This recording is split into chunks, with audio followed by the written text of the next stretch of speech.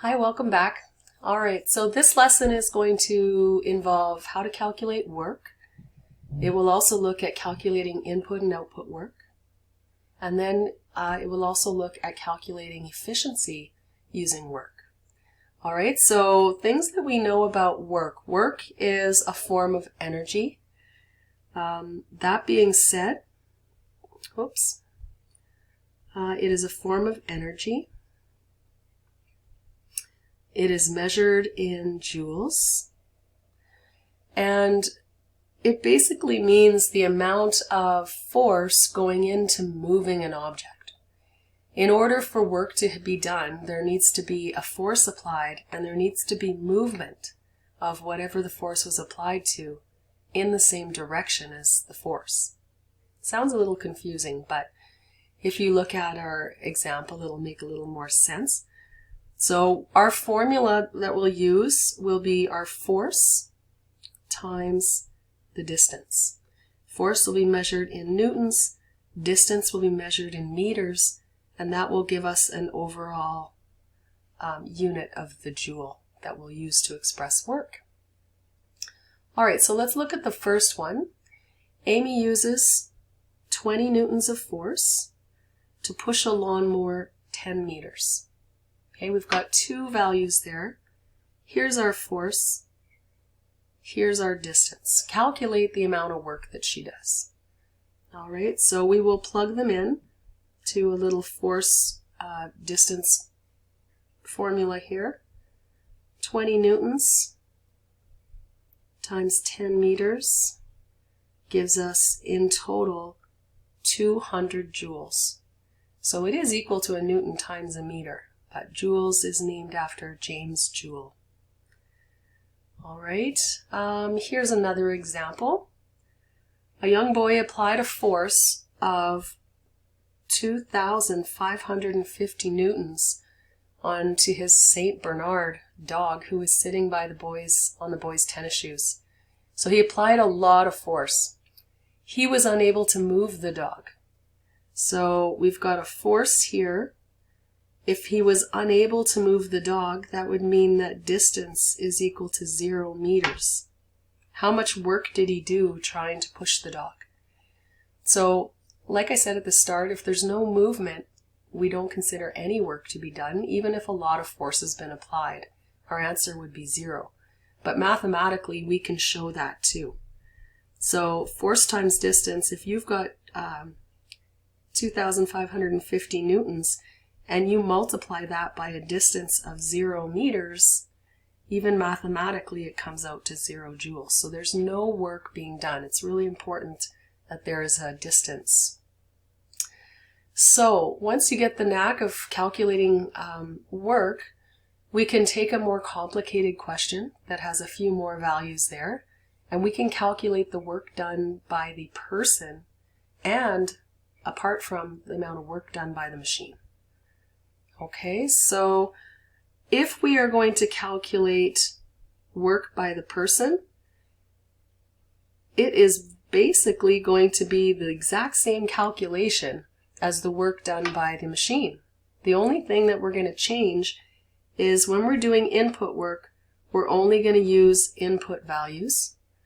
And when we're calculating output work, we're only going to use output values. So once again, we've got a force input and a force output. Once again, we will have a distance input and a distance output. So you could go back over any of your previous efficiency calculations, and instead of doing mechanical advantage and speed ratio, you could calculate the work done for them. Okay, it's all related. We just use the numbers in a different way. Okay, so let's go ahead and try our example, and we'll identify our forces first. Just gonna get rid of this. Okay, so our forces are 50 newtons I see there, and I see 22 newtons here. And I see some distances given to us as well.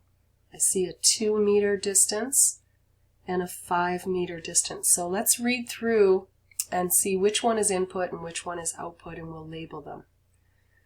All right, Tamara wants to lift a 50 Newton box. So the box must be the load, which weighs 50 newtons. That automatically says that will be the output force. Wants to lift the box 2 meters, and that will be our distance output. Using a pulley, she exerts a force, making that input force of 22 newtons over a distance of 5 meters. And there's our input values. All right, so we'll go ahead and calculate work input first. And we will take 22 newtons, multiply that by 5 meters, and that should be 110.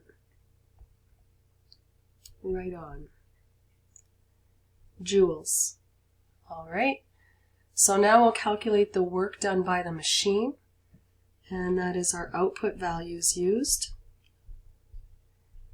Okay, so 50 newtons multiplied by 2 meters, and that gives us 100 joules.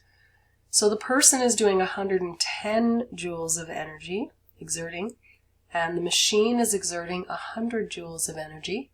The person's doing a little bit more. All right, so what we could assume is that machine, remember that energy can't be created, it can't be destroyed. It can only be changed into another form. It's a law of conservation of energy. So what we know is that all the energy going into the machine comes from what the person did. That's the maximum amount that that machine has to work with. Okay, that's the max. So how well did that machine use that full 110? Well, it used 100 joules of that energy as useful energy. That's pretty good. It's like getting 100 questions right out of a test that of 110 questions. It's quite good. But we could figure out an exact percentage by using those two together, much like we did mechanical advantage and speed ratio. So that leads us into doing an efficiency calculation. So we'll bring those values back. So just as a recap, the maximum amount of energy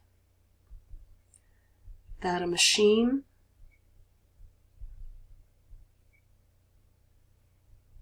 has to work with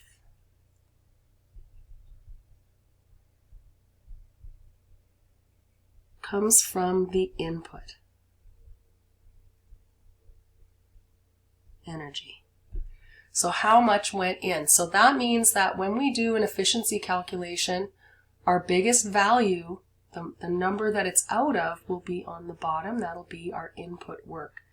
So our new efficiency calculation, we're going to take the work done by the machine, its performance, and we're going to divide it by the maximum amount that it could have gotten, which will be the input, and then multiply that by 100. Okay, so that will be the formula that we're using this time to do efficiency.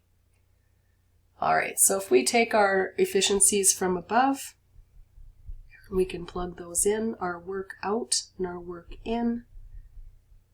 The work output was 100 joules, and the work input was 110 joules. So let's see, that looks like a pretty good number.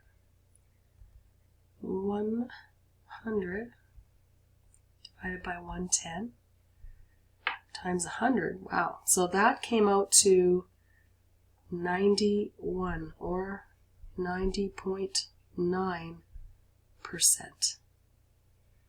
All right, so of all the energy that went in, the machine was able to usefully use almost 91% of it. So what happened to the other percent? It was probably lost as heat, maybe sound, maybe light, probably mostly heat though. That's the number one waste energy form. All right, so hopefully that helped you out a little bit. practice, practice, practice. You could have lots of daily practices that you can use to help you reinforce these lessons.